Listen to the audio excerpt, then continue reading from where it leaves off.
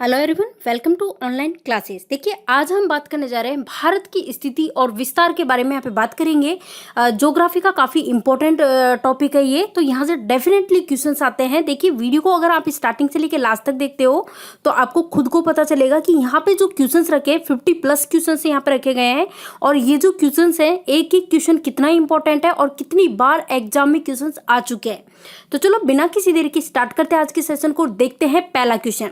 देखिए, जिस किसी क्वेश्चन का आंसर आता है आप लोगों को कमेंट करके आंसर जरूर बता सकते हो। तो यहाँ देखिए, पहला क्वेश्चन देख सकते हो आप। आपसे क्या पूछा गया है कि सबसे पहले इंडिया शब्द जो है इसके लिए मतलब बताना है किस भाषा में इसका प्रयोग किया गया था।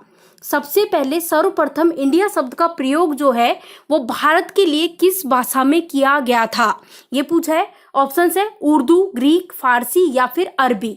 तो हमारा आंसर हो जाएगा ग्रीक। ऑप्शन बी के साथ हम जाएंगे। अगर आपका आंसर ऑप्शन बी है तो बिल्कुल सही आंसर है ऑप्शन बी। यहाँ देखिए next question, very very important, mark करना है इस क्वेश्चन को क्योंकि ये क्वेश्चन काफी बार पूछा जा चुका है। एसएससी, रेलवे, पुलिस, इन सभी में बहुत बार पूछा गया है। और आपका क्वेश्चन है कि स्टैंडर्ड जो इंडियन स्टैंडर्ड टाइम जो होता है और ग्रीन विच मीन टाइम होता है, इसके बीच में जो डिफरेंस होता है, अंतर होता है, वो कितना होता है। इसके लिए ऑप्शंस हैं। पहला ऑप्शन जो है ऑप्शन ए 5 घंटे 10 मिनट, 5 घंटे 20 मिनट, 5 घंटे 30 मिनट या फिर ऑप्शन डी 5 घंटे 40 मिनट। फ्रेंड्स, यहाँ पे बात करें इंडियन स्टैंडर्ड टाइम और ग्रीनविच मीन टाइम की बात करें तो इसके बीच में जो डिफरेंस होता है 5 घंटे और 30 मिनट का होता है। तो राइट आंसर हमारा हो जाएगा ऑप्शन सी जो है वो करेक्ट आंसर है। यहाँ देखिए नेक्स्ट क्वेश्चन, आपसे क्या पूछा है कि भारत का दूर दक्षिणी भाग जो है इसकी भूमध्य रेखा से दूरी पूछी गई है, कितनी है। इसके लिए ऑप्शंस हैं 776 किलोमीटर, 867 किलोमीटर, 876 किलोमीटर या फिर 916 किलोमीटर। तो देखो, भारत का दूर दक्षिणी भाग जो है इसकी भूमध्य रेखा से दूरी है 876 किलोमीटर। तो हमारा आंसर क्या हो जाएगा ऑप्शन सी। ऑप्शन सी जो है वो राइट आंसर है। ये देखिए नेक्स्ट क्वेश्चन, आपसे पूछा जा रहा है कि भारत की स्थलीय सीमा बतानी है। स्थलीय सीमा की बात हो रही है। अब ऑप्शंस आप देख सकते हो। यहाँ पे ऑप्शंस क्या क्या दे रखे हैं। देखो, यहाँ पे पहले ऑप्शन में दे रखा है 6100 किलोमीटर या फिर 7516.5 किलोमीटर या फिर 1200 किलोमीटर या फिर 15,200 किलोमीटर। फ्रेंड्स, बात करते हैं भारत की स्थलीय सीमा की बात करें तो भारत की स्थल सीमा जो है इसकी कुल लंबाई है 15,200 किलोमीटर। तो हमारा राइट आंसर हो जाएगा ऑप्शन डी करेक्ट आंसर है, ऑप्शन डी। यहाँ देखिए next question, very very important, बहुत बार पूछा जा चुका है तो यहाँ पे इंपॉर्टेंट मार्क करना है इस क्वेश्चन को। आपसे पूछा जा रहा है कि भारत में ऐसे कितने राज्य हैं जो समुद्र तट रेखा में हैं। ऑप्शन है 7, 8, 9, 10। तो फ्रेंड्स देखिए, भारत में ऐसे राज्य जो समुद्र तट रेखा में हैं कितने राज्य, 9 राज्य है। अब ये 9 राज्य कौन कौन से हैं तो यहाँ पे देखिए, इंडिया के मैप की बात करें तो भाई यहाँ से देखिए ये जो हिस्सा है ना, ये यहाँ पे जो राज्य बसे हुए हैं वो कौन से समुद्र तट रेखा में हैं। अब ये कौन कौन से देखिए, गुजरात, महाराष्ट्र, गोवा, कर्नाटक, केरल, तमिलनाडु, आंध्र प्रदेश, उड़ीसा और पश्चिम बंगाल। ठीक है, ये राज्य है जो समुद्र तट रेखा में है। तो क्लियर हो चुकी है सारी चीजें। बढ़ते हैं नेक्स्ट क्वेश्चन की ओर। ये देखिए नेक्स्ट क्वेश्चन, भारत में निम्नलिखित में से किस राज्य की तट रेखा सबसे लंबी है। सबसे लंबी पूछी है, हमें उस राज्य का नाम बताना है जिसकी तट रेखा सबसे लंबी है। ऑप्शन है महाराष्ट्र, केरल, गुजरात या फिर पश्चिम बंगाल। तो यहाँ पे हमारा आंसर हो जाएगा ऑप्शन सी। ऑप्शन सी जो है गुजरात, ये करेक्ट आंसर है। ऐसा राज्य जिसकी तट रेखा सबसे लंबी है वो राज्य है गुजरात, और सबसे छोटा पूछा जाए तो गोवा।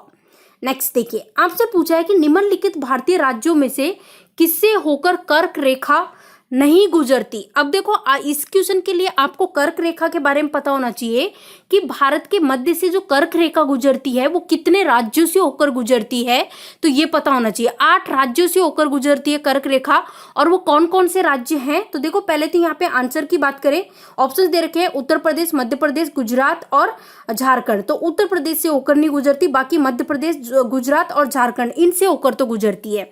टोटल 8 राज्य ऐसे हैं जिनसे होकर कर्क रेखा गुजरती है। यहाँ देखिए, कर्क रेखा की बात करें तो भाई भारत के बीचों बीच है। देखो, ये दिखाई दे रही है आपको, ये है कर्क रेखा, जो कि कौन कौन से ये 8 राज्य जिनसे होकर गुजरती है, गुजरात, राजस्थान, मध्य प्रदेश, मध्य प्रदेश के बाद ये देखिए छत्तीसगढ़, झारखंड, झारखंड के बाद पश्चिम बंगाल, त्रिपुरा और मिजोरम।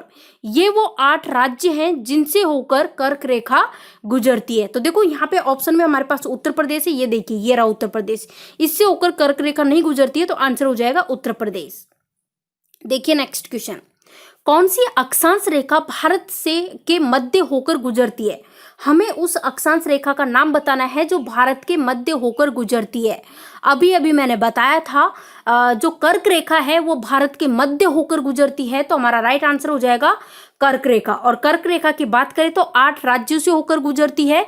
अब भारत की ये 8 राज्य कौन कौन से हैं? गुजरात, मध्य प्रदेश, छत्तीसगढ़, झारखंड, पश्चिम बंगाल, त्रिपुरा और मिजोरम। नेक्स्ट देखिए, कर्क रेखा भारत के कितने राज्यों से होकर गुजरती है? अभी अभी मैंने बताया था, हमारा आंसर हो जाएगा 8 राज्य। 8 राज्य कौन से हैं देख सकते हो, गुजरात, गुजरात की राजधानी गांधीनगर है, मध्य प्रदेश जिसकी राजधानी है भोपाल, छत्तीसगढ़ हो गया, झारखंड हो गया, झारखंड के बाद देखो त्रिपुरा हो गया, और मिजोरम, मिजोरम, हाँ ठीक है, तो ये सारे राज्य हैं। और तो देख सकते हो, और हाँ राजस्थान, राजस्थान भी है, ठीक है। तो इस तरह से करके सारी चीजें आप देख सकते हो, आपके सामने क्लियर है एक एक चीजें। नेक्स्ट देखिए, भारत का दक्षिणतम बिंदु बता दीजिए। वेरी वेरी इंपॉर्टेंट, मार्क करना है क्वेश्चन को, बहुत बार पूछा जा चुका है, रिपीट हुआ है क्वेश्चन काफी बार, एसएससी, रेलवे, पुलिस, आरएस, पटवार, इन सभी एग्जाम्स में पूछा गया है क्वेश्चन। ऑप्शन से Indira call, Calimere point, Indira point या फिर नॉरीमैन पॉइंट। तो हमारा राइट आंसर हो जाएगा इंदिरा पॉइंट। इंदिरा पॉइंट देखिए, यहाँ पे इंदिरा पॉइंट की बात करें फ्रेंड्स, यहाँ पे देखिए अंडमान निकोबार द्वीप समूह है, इसमें ये स्थित है। देखो इस जगह यहाँ पे देख सकते हो, ये है इंदिरा पॉइंट, और ये जो है ये है अंडमान निकोबार द्वीप समूह है। तो ये हमने देख लिया दक्षिणतम पॉइंट, क्या आंसर होगा? इंदिरा पॉइंट। लेकिन अगर दक्षिणतम पॉइंट की जगह अगर आपसे उत्तरी पॉइंट, उत्तरी बिंदु पूछा होता, उत्तरी भाग पूछा होता, तो उस केस में आपका आंसर होता इंदिरा कॉल। नेक्स्ट देखिए, भारत के दक्षिण में सबसे दूर स्थल जो है वो कौन सा है? ऑप्शन है cape memorial, point Calimere, Indira point या फिर पोर्ट ब्लेयर। तो हमारा आंसर हो जाएगा इंदिरा पॉइंट, राइट आंसर है। इंदिरा पॉइंट जो है, जो कि आपको दिखाई दे रहा है, ये जो अंडमान निकोबार द्वीप समूह है, इसके अंदर यहाँ पे जो स्थित है इंदिरा पॉइंट, ये दक्षिण में सबसे दूर स्थल है। नेक्स्ट क्वेश्चन, इंदिरा पॉइंट के अन्य नाम बताइए। ऑप्शन है पार्सन पॉइंट, लाहिंग चिंग, पिंगमेलियन पॉइंट या फिर इनमें से सभी। तो ये सारे के सारे जो हैं, पार्सन पॉइंट, लाहिंग चिंग, पिंगमेलियन पॉइंट, ये सभी किसके नाम है? इंदिरा पॉइंट के। तो हमारा आंसर हो जाएगा ऑप्शन डी, करेक्ट आंसर है ऑप्शन डी। नेक्स्ट देखिए, निम्नलिखित में से कौन सा स्थान भूभाग रेखा के, भूमध्य रेखा जो है इसके निकटतम स्थित है? हमें उस स्थान का नाम बताना है जो भूमध्य रेखा के निकटतम स्थित है। ऑप्शन है cap Comorin, Rameswaram, Indira point या फिर इंदिरा कॉल। तो हमारा राइट आंसर हो जाएगा इंदिरा पॉइंट। आप देख सकते हो अंडमान निकोबार द्वीप समूह है, इसमें ये स्थित है, जो ये है इंदिरा पॉइंट, ये किस में? तो ये जो पॉइंट है इंदिरा पॉइंट, ये भूमध्य रेखा के सबसे निकट स्थित है। ये देखिए नेक्स्ट क्वेश्चन, भारतीय भूमि का सर्वाधिक उत्तरी भाग बताइए। उत्तरी भाग, अब देखो दक्षिणी भाग की तो हमने बात कर ली, क्या कहते हैं दक्षिणी भाग को? इंदिरा पॉइंट। अब उत्तरी भाग पूछा है हमसे, तो उत्तरी भाग का मैंने बताया था इंदिरा कॉल। हमारा आंसर हो जाएगा इंदिरा कॉल। आपको ध्यान देना है, दक्षिणी भाग पूछा जाए, दक्षिणी बिंदु, तो उस केस में आप आंसर करोगे इंदिरा पॉइंट, और उत्तरी भाग पूछा जाए तो उस केस में आप आंसर करोगे इंदिरा कॉल। देखिए नेक्स्ट क्वेश्चन, भारत का दक्षिणतम स्थान जो कि है इंदिरा पॉइंट, ये निम्नलिखित में से कहाँ स्थित है? बहुत बार बता चुकी हूँ, पिछले काफी क्वेश्चंस में बताया है, अंडमान निकोबार द्वीप समूह में स्थित है।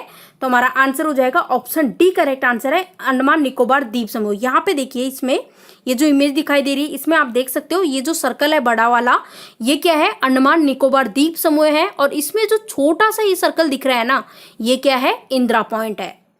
नेक्स्ट क्वेश्चन, आदम का पुल निम्नलिखित में से किन दो देशों के मध्य स्थित है? आदम का पुल, ऑप्शन है भारत और पाकिस्तान, भारत और बांग्लादेश, भारत और श्रीलंका, भारत और म्यांमार। तो हमारा आंसर हो जाएगा भारत और श्रीलंका। जो आदम का पुल है वो किस किस के बीच स्थित है? भारत और श्रीलंका के मध्य। तो हमारा आंसर होगा ऑप्शन सी, करेक्ट आंसर है। ये देखिए नेक्स्ट क्वेश्चन, भारत और चीन के बीच सीमा बनाने वाली जो रेखा है, इस रेखा का नाम बताइए। ऑप्शन है रेड क्लिफ, मैकमोहन, डूरंड या फिर स्ट्रेटफोर्ड रेखा। तो फ्रेंड्स, भारत और चीन के बीच सीमा बनाने वाली जो रेखा है इसका नाम है मैकमोहन रेखा। तो हमारा आंसर होगा ऑप्शन सी करेक्ट आंसर है। और देखो रेड क्लिफ रेखा की बात करें, देखो ये जो मैं यहाँ पे कर रही हूँ है ना, ये जो रेखा है ना, ये है रेड क्लिफ रेखा जो कि भारत और पाकिस्तान के बीच है। और देखो यहाँ पे आपको दिखाई दे रही है डूरंड रेखा जो कि पाकिस्तान और अफगानिस्तान के बीच है। डूरंड रेखा पाकिस्तान और अफगानिस्तान के बीच में, और रेड क्लिफ भारत और पाकिस्तान के बीच में। और मैकमोहन रेखा ये देखिए, यहाँ देखिए, ये देखो, ये है मैकमोहन रेखा जो कि भारत और चीन के बीच में। नेक्स्ट, भारत और पाकिस्तान के बीच में जो अंतर्राष्ट्रीय सीमा है इसको किसके द्वारा सीमांकित किया गया है? मैंने बताया था भारत और पाकिस्तान के बीच में कौन सी है, रेड क्लिफ लाइन। और रेड क्लिफ लाइन का मैंने बता भी दिया था पिछले क्वेश्चन में। ये देखो, ये जो दिखाई दे रही है यहाँ पे देखिए, ये देखिए, ये है रेड क्लिफ लाइन, यहाँ पे लिखा हुआ भी है रेड क्लिफ लाइन। तो हमारा आंसर हो जाएगा रेड क्लिफ। नेक्स्ट देखिए, आपसे पूछा भारत और चीन के बीच जो ये निर्धारित रेखा है मैकमोहन रेखा, ये निम्नलिखित में से किस प्रदेश के उत्तरी सीमा पर खींची हुई है, ये बताना है। तो देखो यहाँ से दो क्वेश्चन तैयार हो रहे हैं। अगर आपसे पूछा जाए भारत और चीन के बीच में कौन सी रेखा है तो आप कहोगे मैकमोहन रेखा।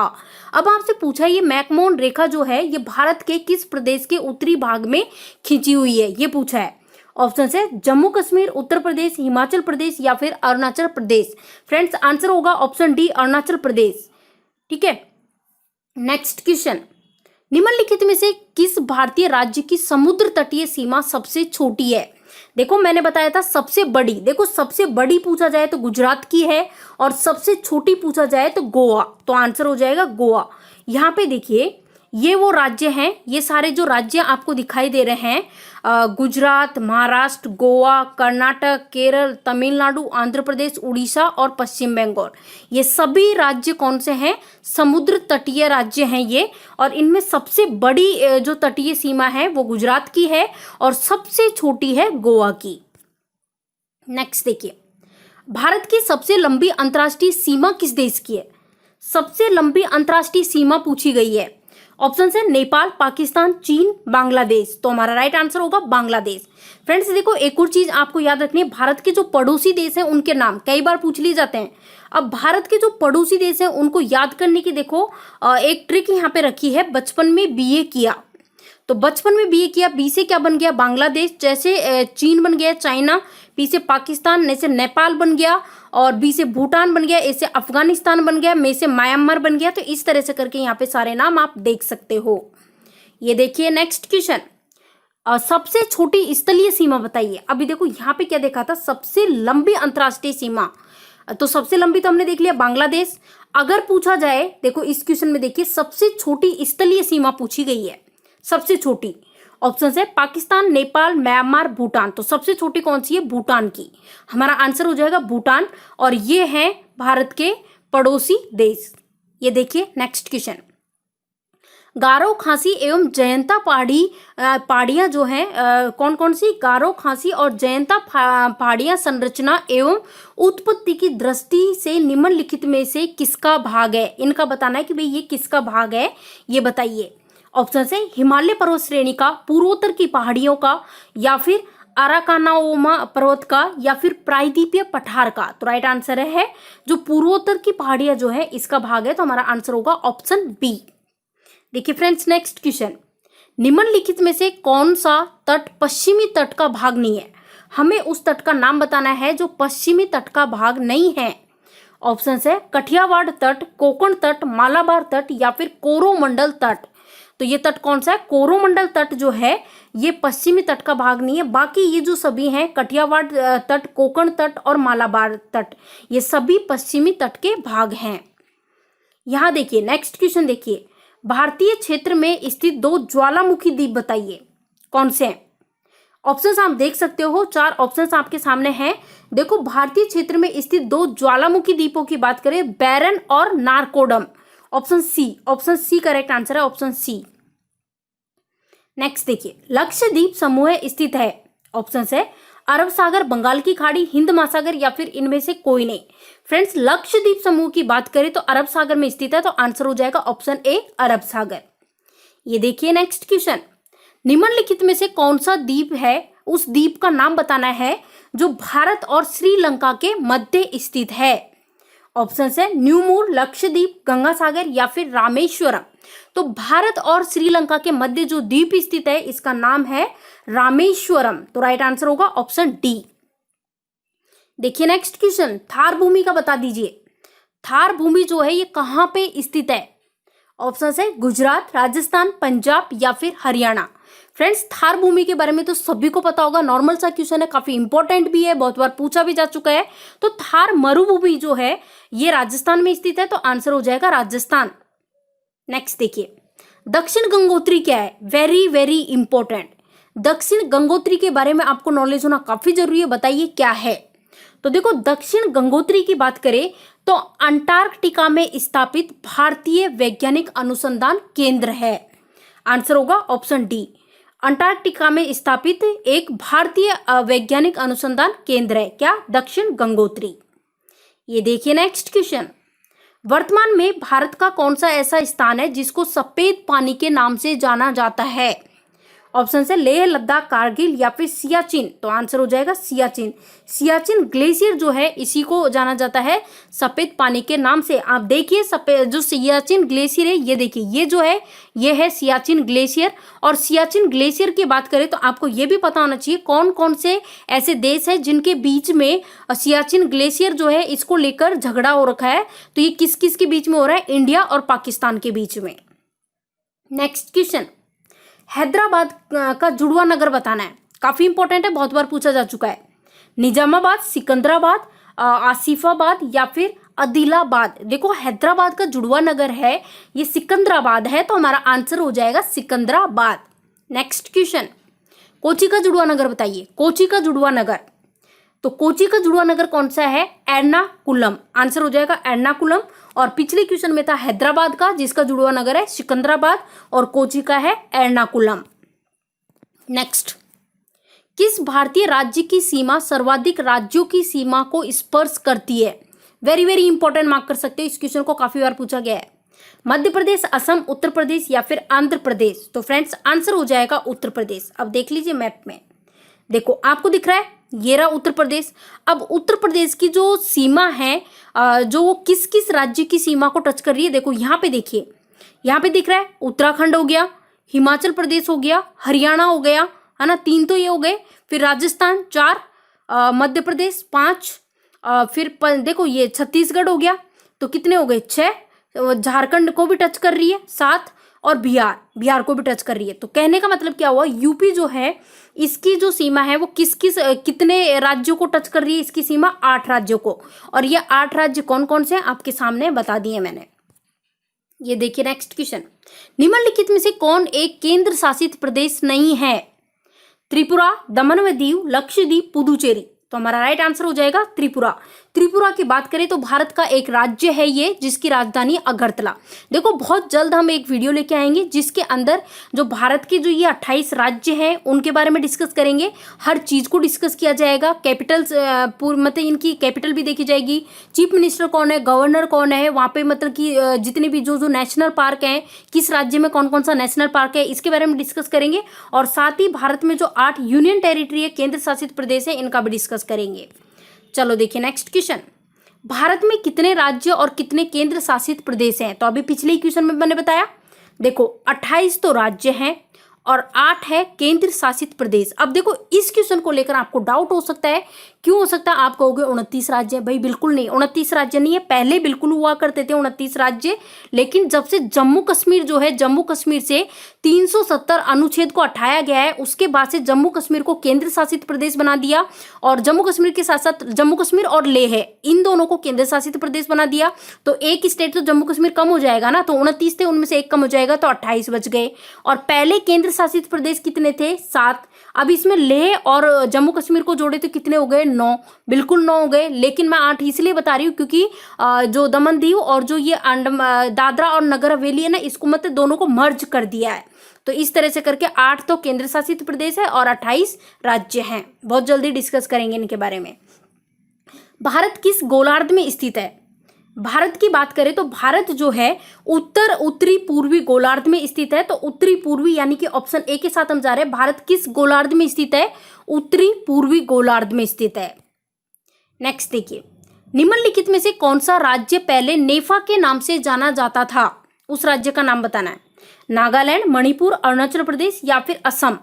तो हमारा आंसर हो जाएगा ऑप्शन सी करेक्ट आंसर है। अरुणाचल प्रदेश है, ये पहले किस नाम से जाना जाता था? नेपा के नाम से।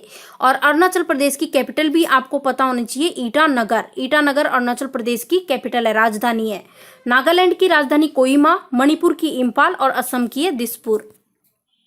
नेक्स्ट देखिए, भारत की सबसे बड़ी सुरंग जिसका नाम है जवार सुरंग, ये किस राज्य में स्थित है? जवार सुरंग। देखो दो क्वेश्चन इस बन रहे हैं यहाँ से। अगर पूछा जाए सबसे बड़ी सुरंग कौन सी है तो उसका नाम है जवार सुरंग, और ये कहाँ पे स्थित है? तो जम्मू कश्मीर में। आंसर होगा जम्मू कश्मीर। जम्मू कश्मीर करेक्ट आंसर है। सियाचिन का बताइए। सियाचिन जो है वो मतलब कि क्या है, ये चीज बताइए। सियाचिन वैसे तो मैंने बताया भी था। तो देखो यहाँ पे ऑप्शंस है। पहला ऑप्शन कह रहा है भारत और पाकिस्तान के बीच का रेगिस्तान सीमांत क्षेत्र, भारत और अफगानिस्तान के बीच का सीमांत क्षेत्र, या फिर भारत और म्यांमार के बीच का सीमांत क्षेत्र, या फिर भारत और पाकिस्तान के बीच का हिमनद सीमांत क्षेत्र। फ्रेंड्स, सियाचिन की बात करें तो भारत और पाकिस्तान के बीच का हिमनद सीमांत क्षेत्र है। तो आंसर हो जाएगा ऑप्शन डी। यहाँ देखिए नेक्स्ट क्वेश्चन, सियाचिन ग्लेशियर क्षेत्र जो है इसके ऊपर किन देशों के बीच में झगड़ा है? ये मैंने बताया था आपको काफी अच्छे से। भारत और पाकिस्तान के बीच में झगड़ा है, तो आंसर हो जाएगा ऑप्शन ए। अब यहाँ देखिए सियाचिन ग्लेशियर, ये जो हिस्सा आपको दिखाई दे रहा है यही है सियाचिन ग्लेशियर, और यहाँ पे लिखा हुआ है इंडिया और पाकिस्तान। तो भाई भारत और पाकिस्तान के बीच में इसको लेकर झगड़ा है।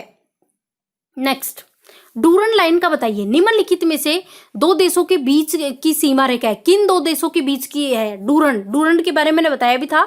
तो देखो डूरन रेखा जो है पाकिस्तान और अफगानिस्तान के बीच की सीमा रेखा है। तो आंसर हो जाएगा डूरन। अब यहाँ देखिए ये जो लाइन दिखाई दे रही है यही है डूरन रेखा। यहाँ पे लिखा है पाकिस्तान और यहाँ पे लिखा है अफगानिस्तान।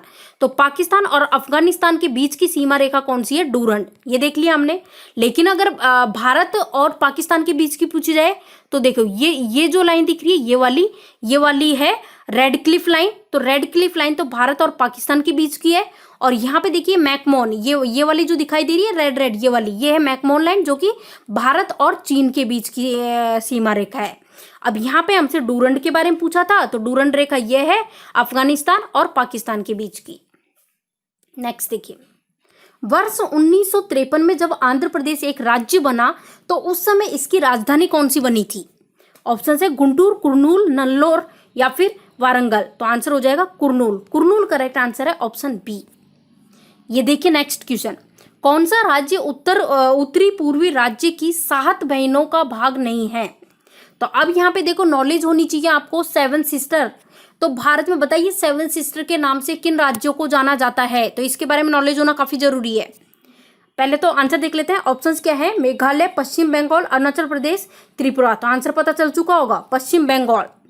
आंसर हो जाएगा पश्चिम बंगाल। अब 7 सिस्टर की बात करें तो ये देखिए यहाँ पे जो इंडिया का मैप है इसमें ये हिस्सा दिखाई दे रहा है, ये वाला यही कहलाता है 7 सिस्टर। अब इससे में कौन कौन से राज्य आते हैं ये देखिए। अरुणाचल प्रदेश आता है, अरुणाचल प्रदेश की राजधानी क्या है? ईटानगर। नागालैंड आता है जिसकी राजधानी है कोहिमा। मणिपुर आता है जिसकी राजधानी इम्फाल है। मिजोरम ऐजावल राजधानी है। त्रिपुरा की अगरतला। और मेघालय की राजधानी क्या है? शिलोंग। और ये एक और बच गया असम की राजधानी दिसपुर। तो भाई देख लो, गिन लो, 7 राज्य हैं ये, 1 2 3 4 5 6 और 7। तो इन्हीं को कहते हैं 7 सिस्टर। नेक्स्ट, अरावली एवं विंध्य श्रृंखलाओं के मध्य में कौन सा पठार स्थित है? ये तो पता होगा, इंपॉर्टेंट भी है और ये काफी बार पूछा भी गया है, काफी बार रिपीट हुआ है ये क्वेश्चन। तो अरावली और विंध्य श्रृंखलाओं के बीच में मालवा का पठार स्थित है, मालवा का पठार।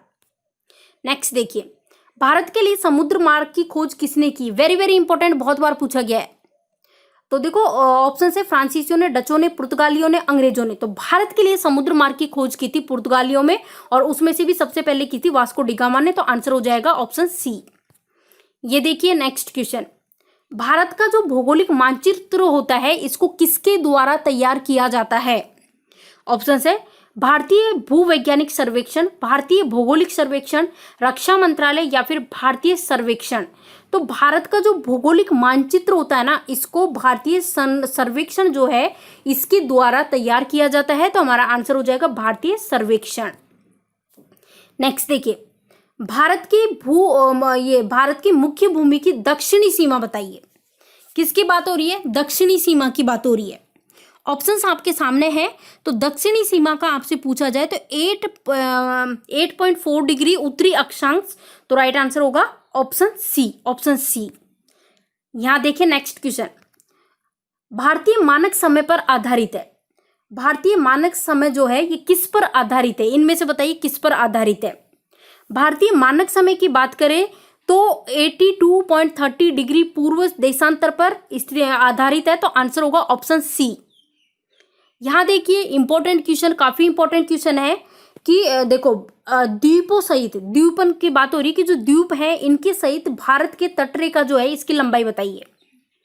ऑप्शंस आप देख सकते हो 6100, 6200, 7516.5 या फिर 8000 किलोमीटर। तो बताइए द्वीपों सहित बतानी है तो यहाँ पे आंसर होगा 7516.5 किलोमीटर। ये द्वीपों सहित है। और अगर यहाँ पे द्वीप ना करके सिंपल देखो, यहाँ पे सिंपल इस तरह से पूछा जाता, भारत के तटरेखा की कुल लंबाई पूछी जाती तो उस केस में हमारा आंसर होता 6100 किलोमीटर। तो इसमें कंफ्यूज नहीं होना है, द्वीपों के साथ मिलकर तो ये है और बिना द्वीपों के सिंपल जो लंबाई है वो है 6100 किलोमीटर। तो यहाँ पे द्वीपों सहित पूछा है तो आंसर हो जाएगा ऑप्शन सी। नेक्स्ट देखिए, भारत के उत्तर से दक्षिण तक की लंबाई, उत्तर से दक्षिण तक की बात हो रही है भाई। तो देखो उत्तर, यहाँ पे एक एक चीज क्लियर कर लेते हैं। पहले तो देखो उत्तर से दक्षिण तक की लंबाई की बात करें तो 3214 है ना, 3214 कौन से ऑप्शन में? ऑप्शन बी में। तो ये आंसर हो जाएगा, इतनी किलोमीटर है।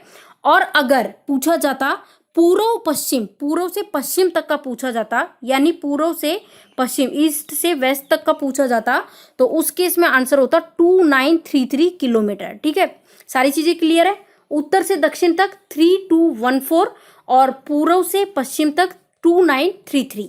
तो यहाँ पे आंसर हो जाएगा ऑप्शन बी, करेक्ट आंसर है। ये देखिए नेक्स्ट क्वेश्चन, भारत की पूर्व से पश्चिम तक की, तो पूर्व से पश्चिम तक की अभी अभी मैंने बताई थी आपको 2933 किलोमीटर। तो ऑप्शन ए करेक्ट आंसर है।